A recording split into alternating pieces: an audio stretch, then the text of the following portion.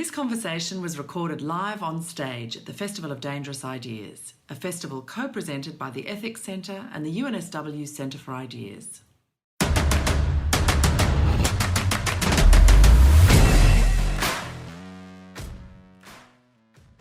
It's extremely exciting to be here in Sydney, one of the most beautiful cities in the world, in one of the world's most exciting countries. I'm really happy to be here.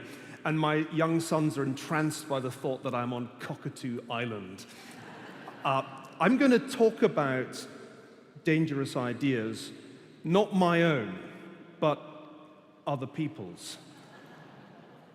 And I want to look ahead as well as back. Think back 2 years ago. We're just 2 days away from the next big election in the United States.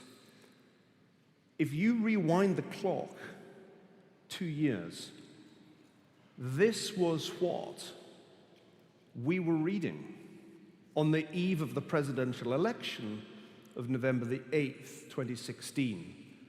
Hillary Clinton's probability of winning the presidency was 92%, if you read the Daily Kos website, 86% on the upshot, 70% on the spread betting market. Nate Silver had it at 66.9, not 66.8, 66.9. I wrote a column on November the 6th, when it was published on the 6th, and I asked the question, how could Trump overcome these daunting odds? The answer is, if there's a differential in turnout between his supporters and hers in the battleground states comparable to the age and ethnicity-based differentials in the UK Brexit referendum. Trump leads by substantial margins among male voters, white voters, over 64 voters. In short, his support looks a lot like the support for Brexit. If, as happened in the UK, those groups turn out more than the pollsters expect, and other groups turn out less, the polls will be wrong. He will win. And so it proved. That was one of my better calls of 2016. If one looks at the differences in reported voting by age, race, and so forth, the most striking difference between 2016 and 2012 was the big decline in black non-Hispanic voting across all age groups, and the somewhat smaller increase in white non-Hispanic voting. It was all about turnout differentials, and that's why the overwhelming majority of people who do politics for a living were wrong, and I, no expert on US politics, but somebody who thinks historically about the present, was right. But what did it mean? What does it mean? I would guess that at least some people in this audience follow the US via the New York Times website, or maybe you tune in to CNN, or maybe you use the internet to listen to National Public Radio. And if you take your American politics from those sources, then you probably are open to the idea that the United States has gone back to the 1930s. There's actually quite a good test for how far we are back in the 1930s, because there are at least 2 works of fiction that have imagined a fascist America. One which was written at the time in the 1930s, Sinclair Lewis's It Can't Happen Here, and the other much more recent by Philip Roth, The Plot Against America.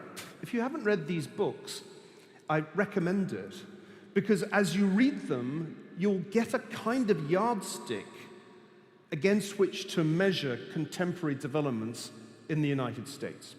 My friend, Tim Snyder, the historian at Yale, subscribes to the view that we are indeed in danger of reenacting the 1930s and reenacting the Central and East European version of the 1930s.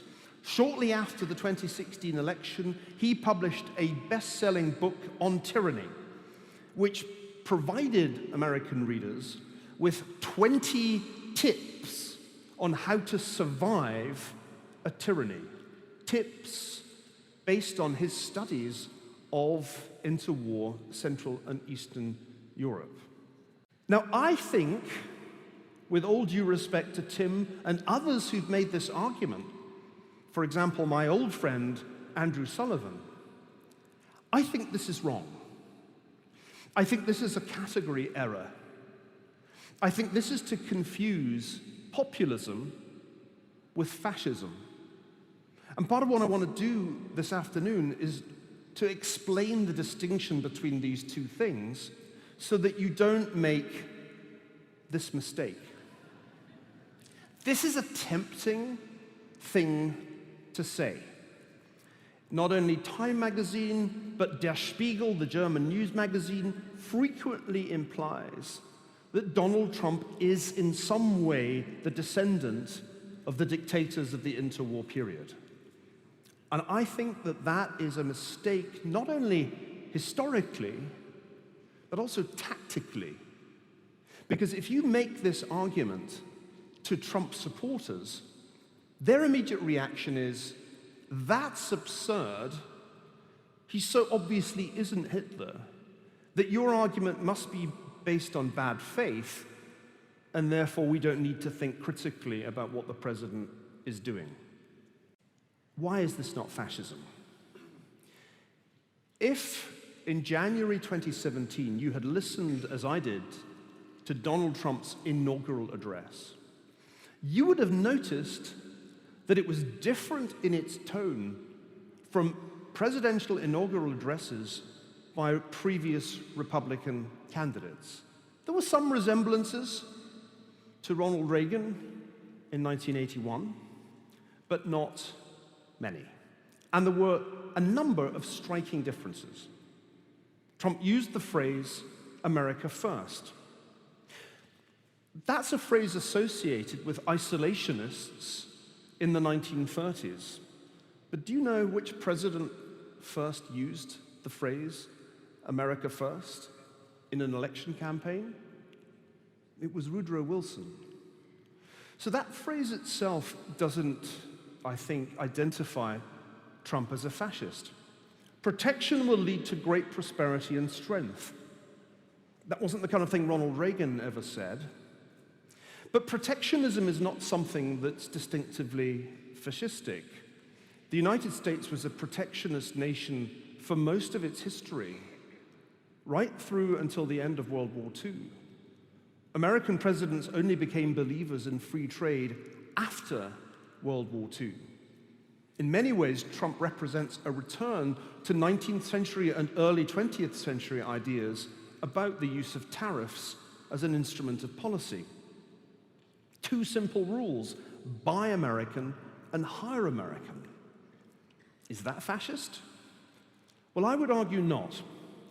And I would argue that if one looks back in American history, not to the 1930s, but further back to the late 19th century, one can find perfectly convincing analogies between the past and the present.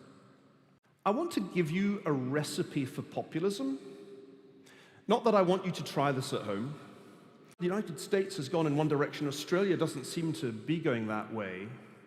I think that's because you change your prime minister so frequently that it's impossible to get a kind of populist backlash going. Because just as soon as people have got to hate one guy, they bring on another. It's actually a pretty smart way of keeping the political establishment in business. Just rotate them out annually. So this is not a recipe I want you to try at home. All I want to persuade you of is that in the late 19th century, there were political figures in the United States who said things very similar to the things that Donald Trump says today, and in similar language. You won't have heard of Dennis Kearney. Nobody has heard of Dennis Kearney, even in California, where he made his political career. Dennis Kearney was the Donald Trump of late 19th century California. His campaign slogan was the Chinese must go. Like Donald Trump, he made restriction of immigration a major platform of his brand of populism. And what's remarkable about the late 19th century populists is how much they achieved of their program. Their program was anti-immigration, it was anti-free trade, it was anti the financial elite, it was essentially suspicious of the political establishment. It did unquestionably dabble in racist language, but that made it populism, not fascism. The recipe for populism has 5 ingredients. The first is a big increase in immigration. It's the increase that's the key. It's the delta, the difference. The United States has not always been an open society to immigration. That's a myth.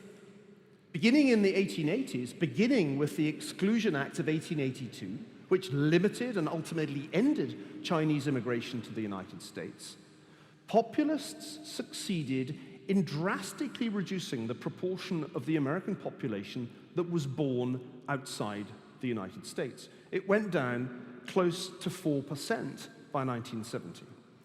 But in our time, the share of the population that is foreign-born has gone up again, and it's now close to where it was at its peak in the late 19th century, around 14%. So, ingredient number 1, increase the share of the foreign-born in the population. Ingredient number 2, increase inequality. That the US economy has been doing very successfully in the same time period. And mass migration is one of the reasons, one of many reasons, why people at the lower end of the income distribution have done badly, and people at the top end of the income distribution have done very well in the United States. This is the famous 1% that you hear so much about, the share of the top 1% in income, and you can see that it is now back in our time to where it was in the Gilded Age in the 1920s. The third ingredient is a little less tangible. It's the perception that the established political system is corrupt. Notice, on the eve of the last presidential election, the percentage of US voters who had either a great deal or quite a lot of confidence in the US Congress reached 8%, compared with its historical average of roughly a quarter. The perception that the system is corrupt is a very important ingredient in a populist insurgency. Those are the ingredients, but now we need to turn up the temperature, and the way you turn up the temperature is with a financial crisis. Dennis Kearney would not have been possible without the 1873 financial crisis, and Donald Trump and his imitators around the world would not have been possible without the 2008 financial crisis. As you can see, by the way, comparing our financial crisis, what you call here the GFC, the global financial crisis was not as severe as the financial crisis that began in 1929. This is the US stock market in 3 great crises: the 1873 crisis, our crisis that began in 2007-8, and the Great Depression. The Great Depression is the red line. Ours is the green line. We did not experience a Great Depression. After the first year or so of crisis, we pulled out of the tailspin, and that is one reason why analogies with the 1930s are not convincing. We haven't had the 1930s economically, so why should we have the 1930s politically? The final ingredient is you need a demagogue. You need somebody with that strange, dark, magical power to connect with an audience, channel the audience's sentiment, create a feedback loop with the audience. It's very rare. You can't learn it. Very few retail politicians really have it. Donald Trump has it. Incidentally, this front page from the Boston Globe is a spoof front page. It was published as an April Fool in April 2016, when the idea that Trump would be president seemed completely fanciful, especially if you lived in Boston or, as I did, in Cambridge, Massachusetts, where absolutely everybody is a liberal and you would never meet a Trump supporter if you spent weeks looking for one. That was the April Fool front cover, and we are now living the reality of that April Fool. The phenomenon that I'm describing to you this afternoon is not unique to the United States. It is not unique to the immediate past.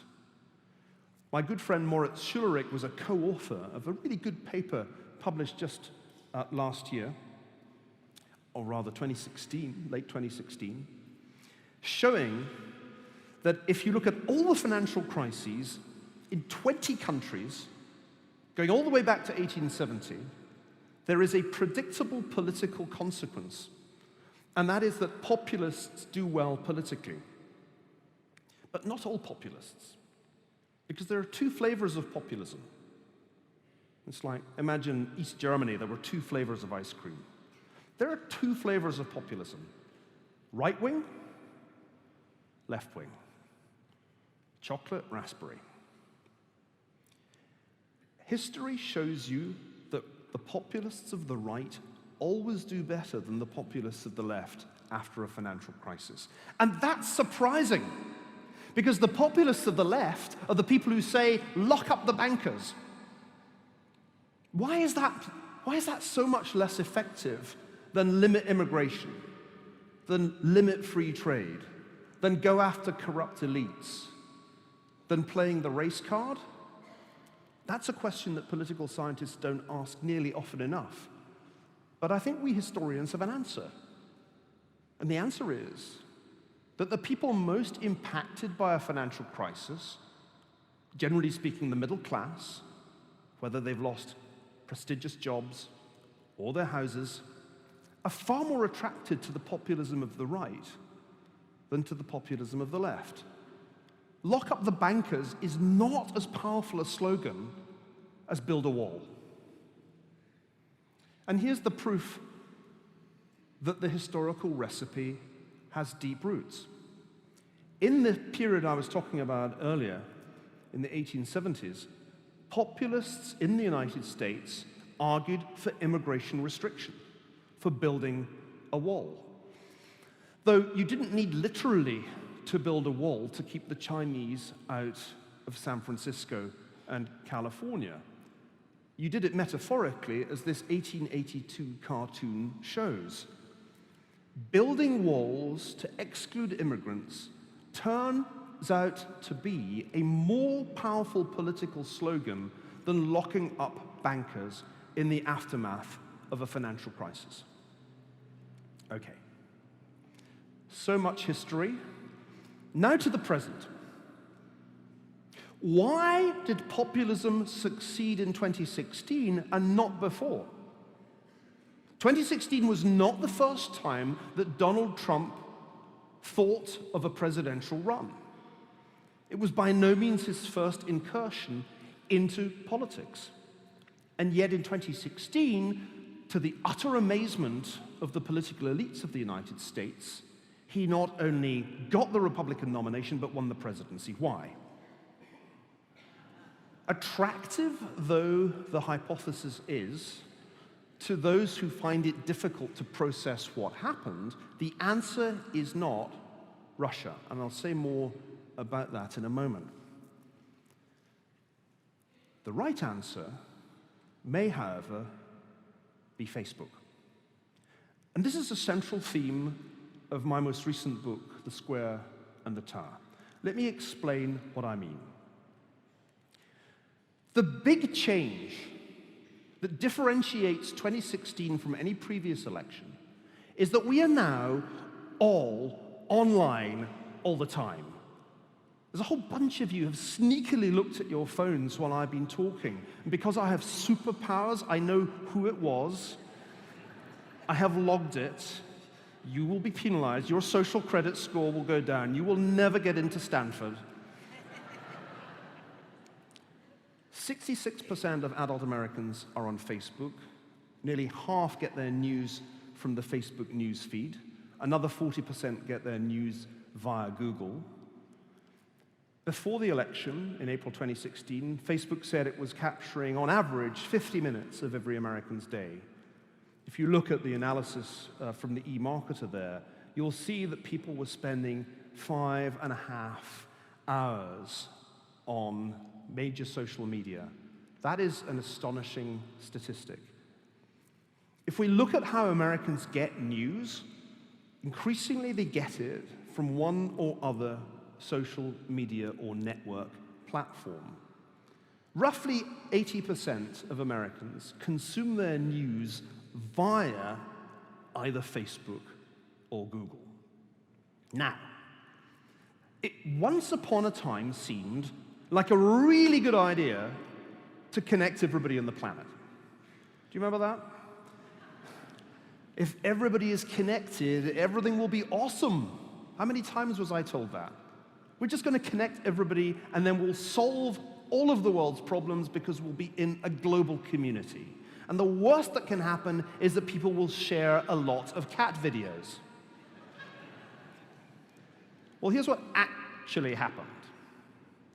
Far from creating a global community, as both history and network science would have predicted, giant online social networks are engines of polarization. Because of the thing that sociologists call homophily, the tendency for birds of a feather to flock together, we congregate in ideological clusters. This is the American Twitter sphere. Liberals retweet liberals. Conservatives retweet conservatives. There's hardly any retweeting across the great ideological divide. And for every emotive or moral word that you use in a tweet, every emotive or moral word, your tweet is 20% more likely to be retweeted. And that is why there is so much profanity and strong language on Twitter. That's what gets the retweets.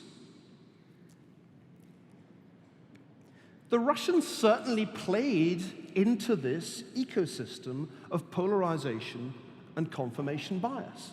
This is some of the content that they were able to insert into Facebook and Twitter during the election. My personal favorite is Satan, if I win, Clinton wins.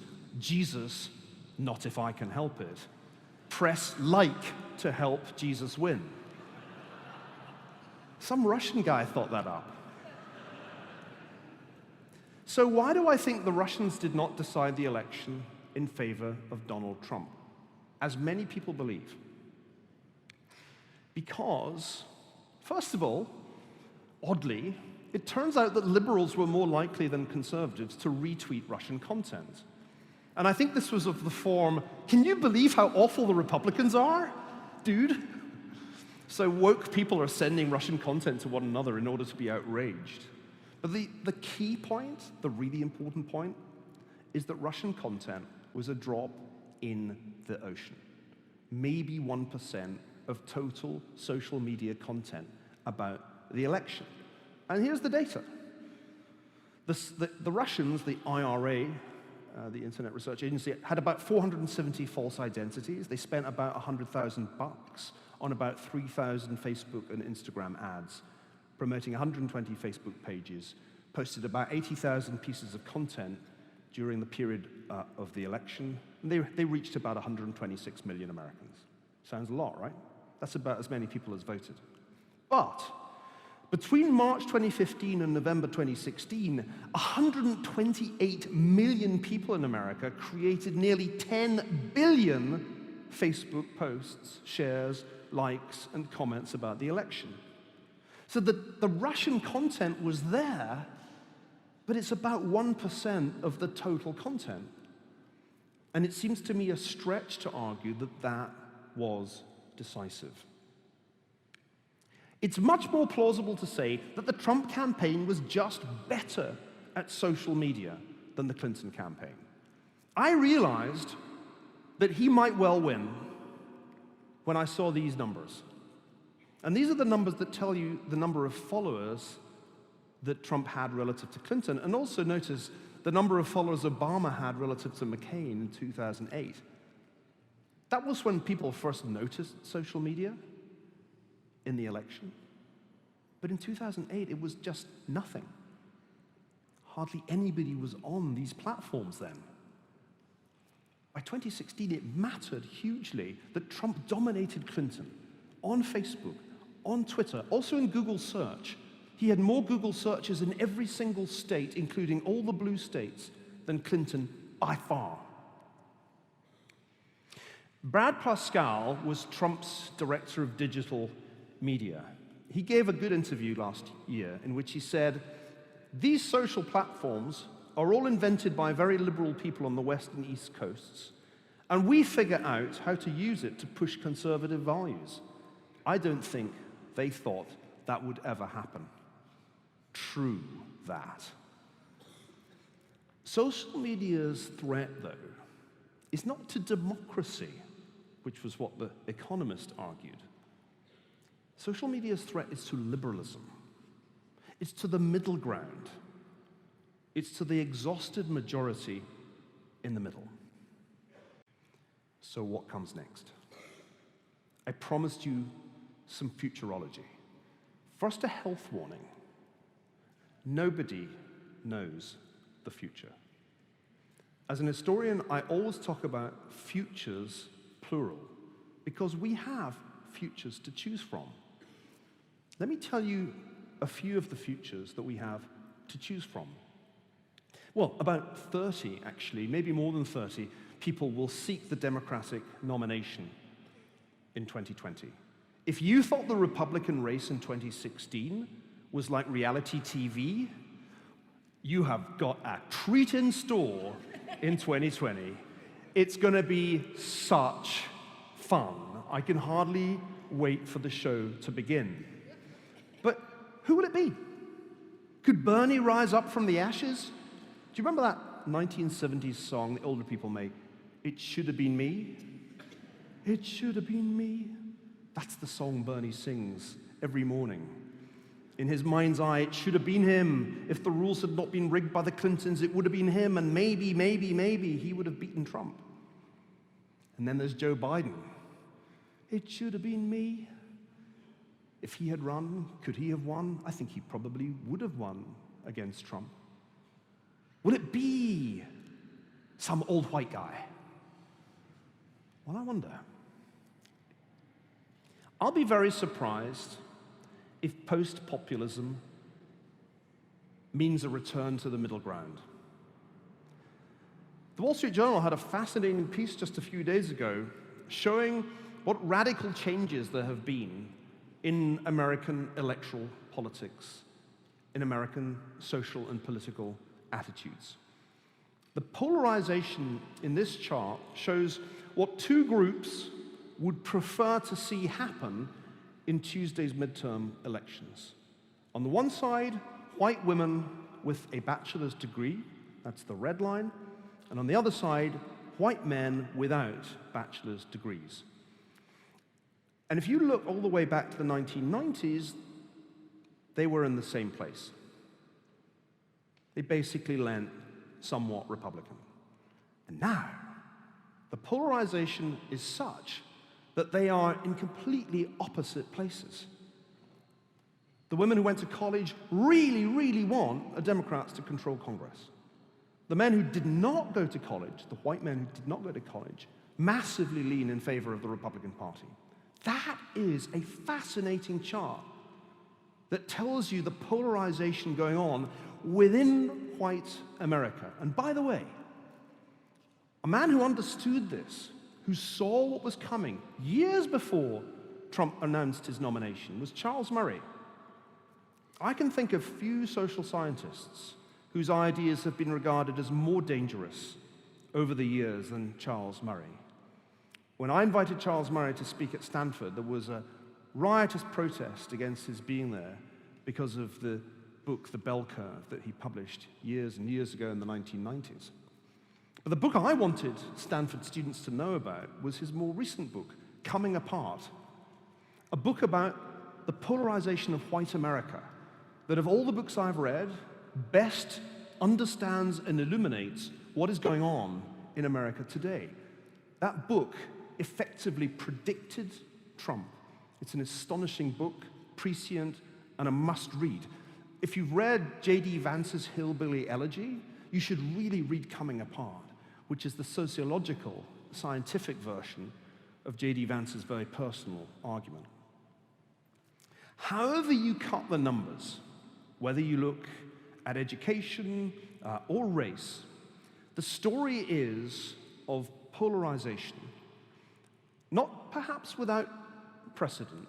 I don't want you to think that the United States has never been polarized before, but I do want you to understand that America is much more polarized politically now than it was in the 1990s, and that is the significant change we've been living through. This is not just about the United States, although I've focused on the US today. In our discussion, which we're about to have, feel free to range as far and wide as you like. It's a European phenomenon, too.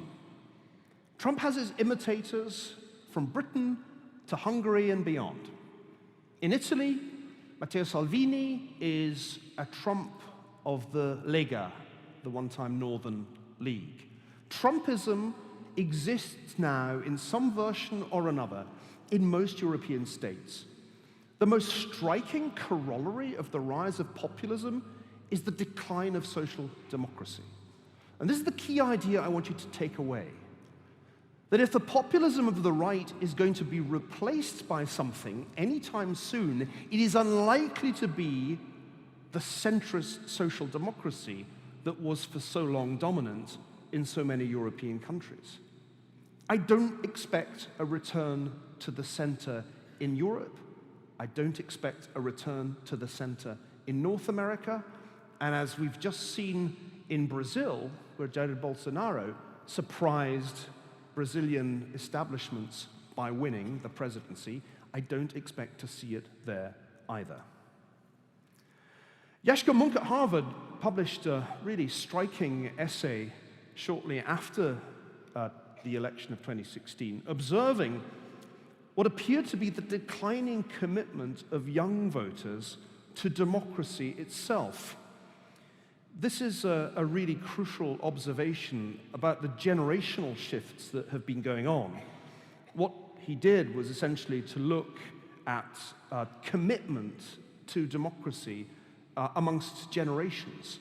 And he observed that younger, most recently born voters were less committed to democracy and more attracted to authoritarian rule than older voters, a surprising and counterintuitive finding that caused a great deal of controversy. It's always a risky thing to make a prediction in front of 1,200 people. At least one of them will email you 2 years later saying, "You were wrong," and I just posted it on Twitter. But my prediction is that the Democrats will not nominate Bernie Sanders, they will not nominate Joe Biden, they will not nominate Mike Bloomberg. They will nominate Kamala Harris.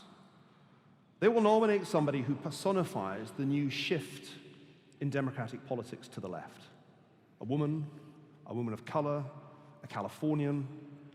She is a formidable candidate, I think more powerful and more competent politically than Elizabeth Warren. So watch Kamala Harris. If I'm right, the showdown in 2020 will be the personification of the culture war, as surely as Christine Blasey Ford against Brett Kavanaugh was the personification of the culture war this year. Let me conclude, as this is, after all, a university-sponsored event, by saying something gratuitously academic. I was right. I'm not always right. Unlike some academics who like to claim they're always right, I get things wrong. Nobody's always right. History is a complex system with non-linearities in every direction. It's impossible to be 100% right. There are no Nostradamuses. The key is to be 66 to 77% right. If you're that much right, then you're doing fine. So why was I right? And why were all those people who were paid to write about American politics so hilariously wrong 2 years ago? And why, incidentally, are those same people confidently predicting with 70, 80, 90% probability that the Democrats will win the midterms on Tuesday? Why are they doing it again? It's because they haven't read Jürgen Habermas. Put your hand up if you've read Jürgen Habermas. Fist bump. You wouldn't expect me to quote Jürgen Habermas. People like to say I'm a conservative historian, which is odd because I never belonged to the Conservative Party. I'm not a registered Republican. I'm just a classical liberal in an academic world that has moved so far to the left that I look like a conservative. Because I'm not a conservative, I read Habermas, one of the great intellectuals of the left of the 20th century and indeed the 21st. Habermas is thought to have handled der Öffentlichkeit, structural change of the public sphere, provides the key to understanding our time better than anything else I can think of.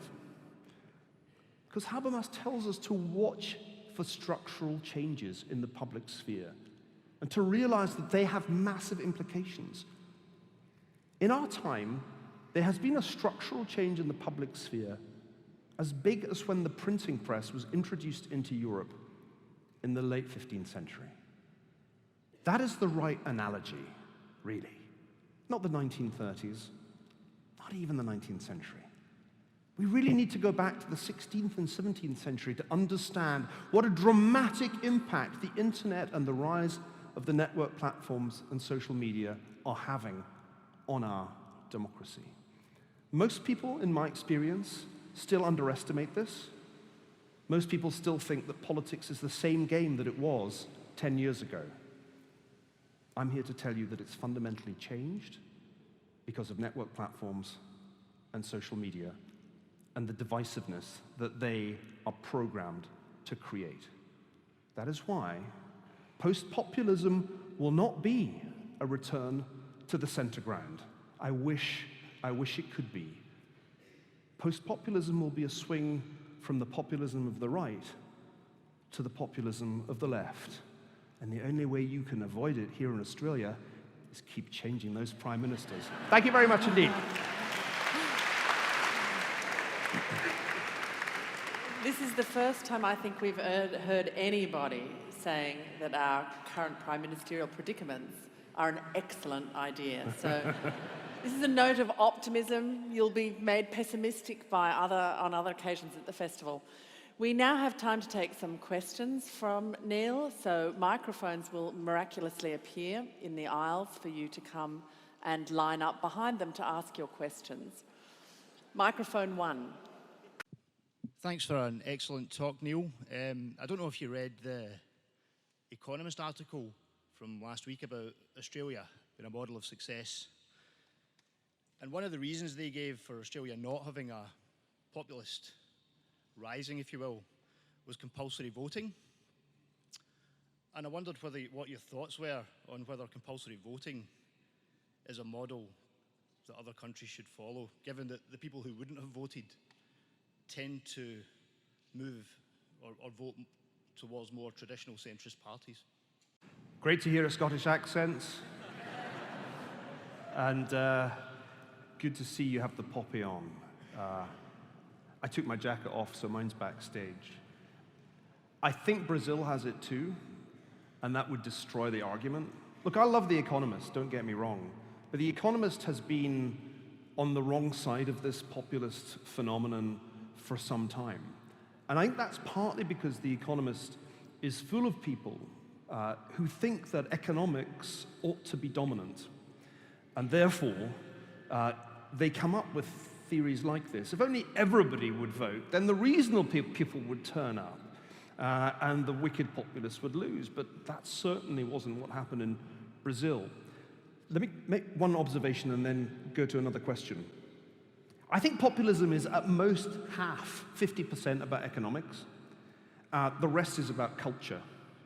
I think there is very, very little reason to believe that the people who don't turn out in large numbers to vote would necessarily break for liberalism or social democracy. It might be true of younger voters who have a propensity not to turn out, but there's a whole bunch of other people who tend not to vote who might just as likely turn to populist candidates. So I think we'd have to be very skeptical about this explanation for the outcome. The good news is on Tuesday we'll run another experiment in the great laboratory of American politics, and we'll see if turnout makes a difference.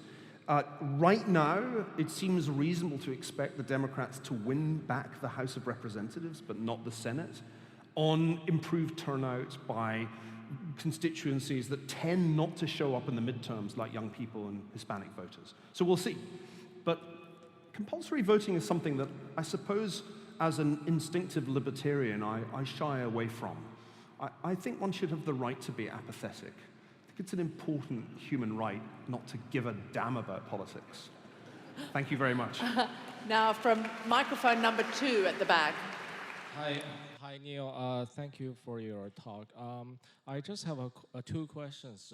One is your earlier argument that populism is not fascism. I think is based on two promises. One is that the fascism is not a necessary condition for racism, so that racism is not a fascism.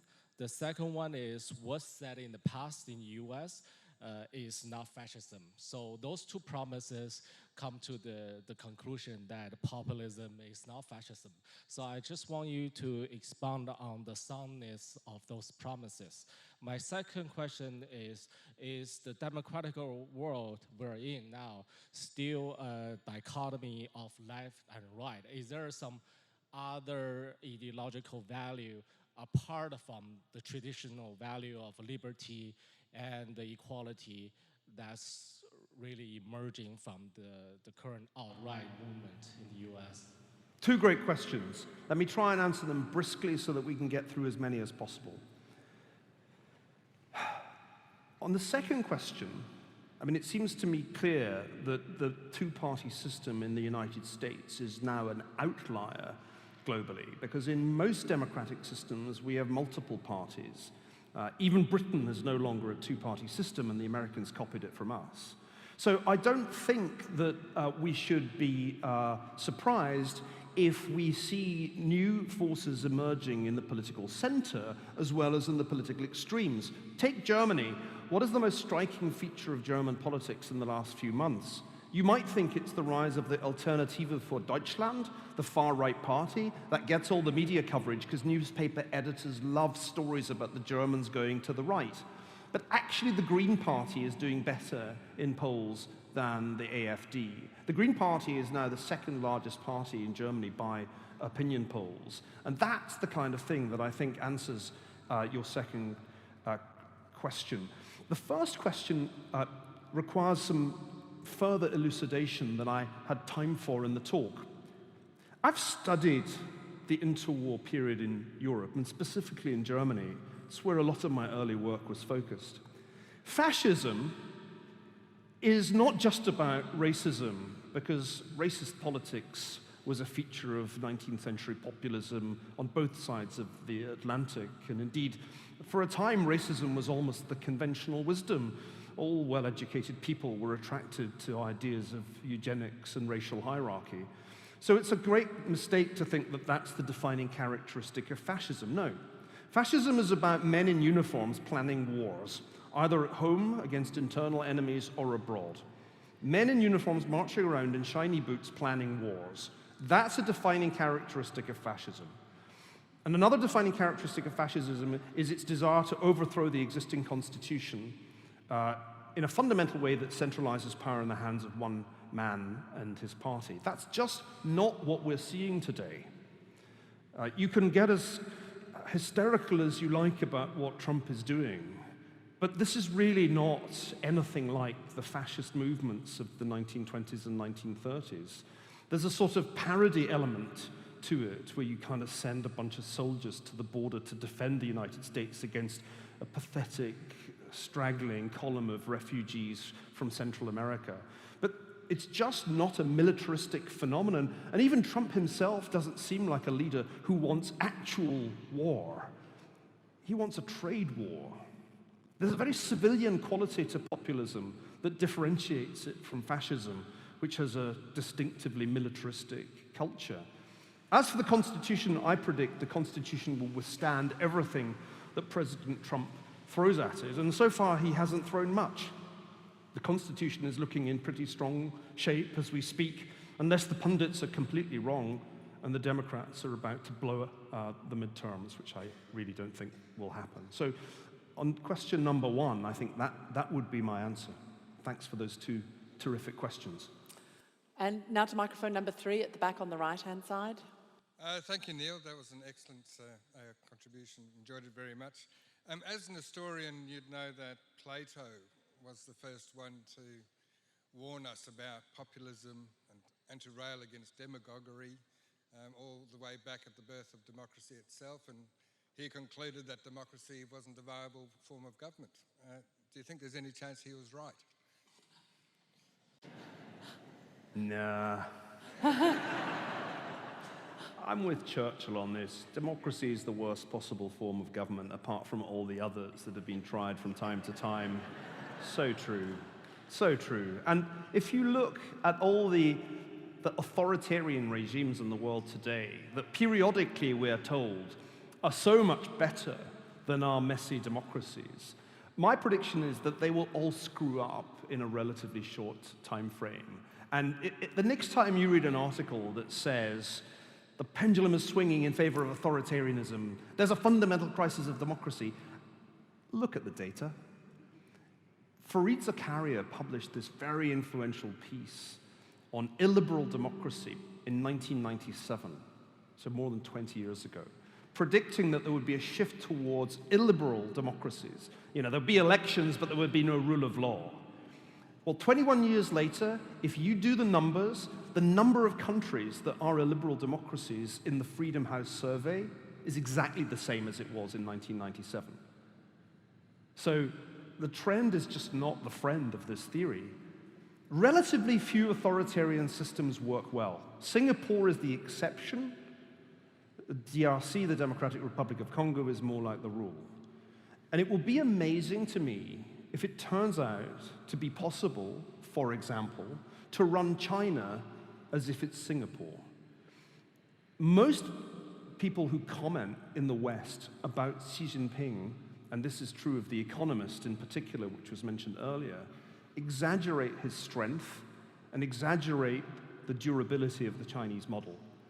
I'm still with democracy. It's messy, but decentralization beats centralization, especially in the networked world. You know, people forget, Trump is not dictator.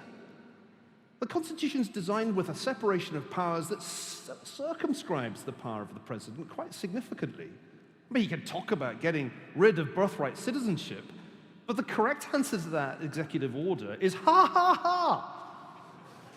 You can't do that. So the Constitution is a powerful thing. Decentralization is a powerful thing. The overwhelming majority of big American cities are governed by Democrats. California, the economy of which is now larger than the economy of the UK, has been under Democratic rule for so long that the last Republican will probably leave the state sometime in the next few years. By the way, as an advertisement for rule by the Democrats, it really is kind of dispiriting. Periodically, people will stand up and say, what a disgrace it is that there are such high levels of poverty in California. And I say, it is a disgrace, but you guys have been running the state for the last 60 years. So democracy is there because of accountability, because we can correct our mistakes. And I think the process of course correction in the United States is already well underway. I said on air in an interview not long after the election to a rather aggressive interviewer, chill. She was so insulted. But that's still my feeling when I read people predicting the end of democracy, the triumph of tyranny. We're all going to live under the Chinese. Oh, come on. What is the lesson of history? The lesson of history is that highly centralized systems break down. We ran this experiment. It was called the 20th century. So let's go with the historical view here, with all due respect to Plato. Microphone number 4 at the front. Hi, Neil. You finished your talk saying that instead of going towards the centre, we would be heading towards the populist left. Would you be able to sort of elaborate on what that might look like? Thanks. Well, it's partly what happened the last time in the United States. Populism has a short half-life, it turns out. It's quite hard for the populists to deliver what they promise. The benefits to core voters in Trump land of tariffs on China will be, I think, quite limited and may even be costs. In the late 19th century, the populists had their time, got their Exclusion Act passed, but after a while they ran out of steam and they never got anybody in the White House. William Jennings Bryan, who was the populist leader of that time, failed 3 times to get elected president. And by 1900, it really had run out of juice. And we entered what American historians call the progressive era. I think something similar is going to happen in our time, that after the excitement, alarms, the overreach, the hysteria, the political violence associated with Trumpism, there will be a swing to the left. He's already alienated that significant group of college-educated women. You know, soccer mums are a powerful force in history. And if you lose them, I don't see how you win in 2020. So my sense is that the soccer mums are open to a progressive story, especially if it's told by a progressive woman. So my expectation is that the pendulum will swing from right to left. I think that's already happened in Britain. One reason that I think this is plausible is that it happened so quickly in Britain after Brexit. I mean, no sooner had Brexit happened than suddenly the young people were in love with Jeremy Corbyn. I mean, that was an unexpected development, certainly to someone of my generation. But that's kind of the way it happens. The center ground in the age of social networks is a lonely place to be. I know because I live there. I write columns every week saying, not everything about this is terrible. Some of it is terrible. Some of it is not terrible. I'm ambivalent about the Trump administration because in some respects, it is an improvement on the previous administration, but not in all respects. That is not a position that goes over well on Twitter, I've noticed. And so I think it's almost inevitable that the pendulum swings from the right through the middle ground and to the left. And we'll see where that leads. If you were asking me to predict what happens after that, let me tell you this. One of the frightening things about the power of analogy is that it reveals completely counterintuitive observations. Some people used to say to me, oh, but these populists are so terrible, they'll start World War III. And I said, no, because actually the populists are not that into war. The populists actually complain about the fact that American troops are in Iraq and Afghanistan when they should be in Arizona, where they're needed.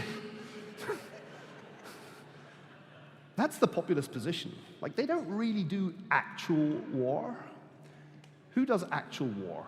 Which presidents have got the United States into actual wars?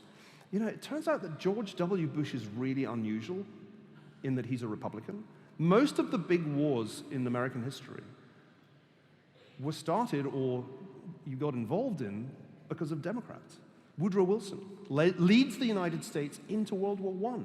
America first, followed by intervention. Franklin Roosevelt, Truman, Kennedy and Johnson, Vietnam. So what really scares me is the pendulum swings to the left, the progressives come to power, and then we have World War III. History is full of ironies like that. Not at all what you would expect, contrary to your priors. But you know, which war will Kamala Harris get us into? Is a good question.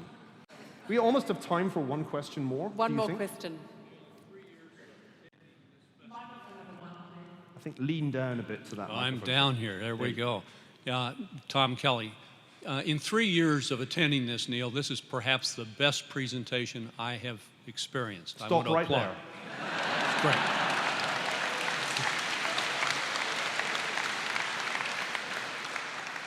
No, I took my media training from Trump and his tribe.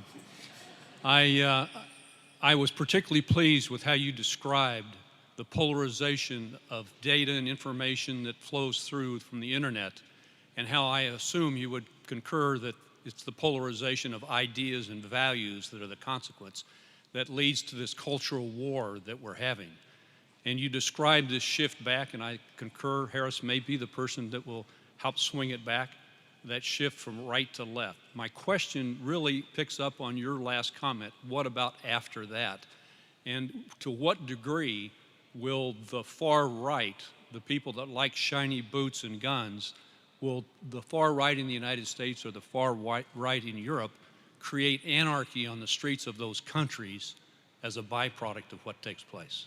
Well, this is a great, if somber, note on which to end, because in the last few weeks, events, the mail bombs and then the horrific massacre in Pittsburgh remind us that there is a potential for escalating political violence in the United States. I made another unpopular argument not so long ago that we would be in a worse place if Hillary Clinton had won in 2016, because Trump supporters would not have accepted the legitimacy of that result.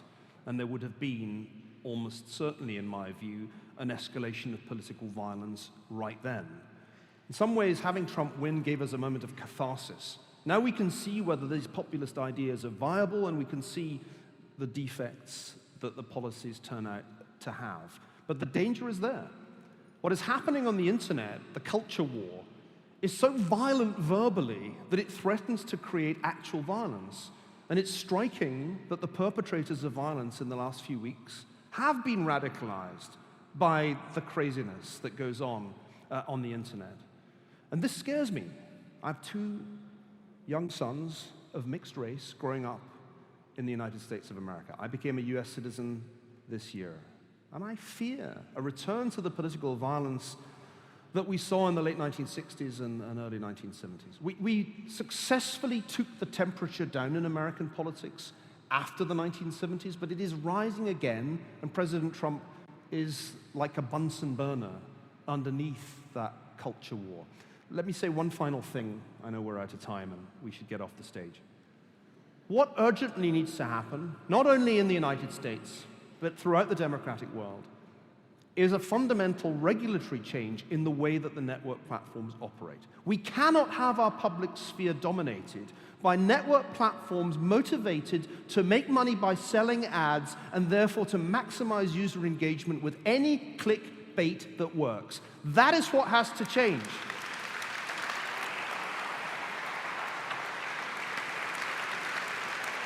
Thank you all very much indeed.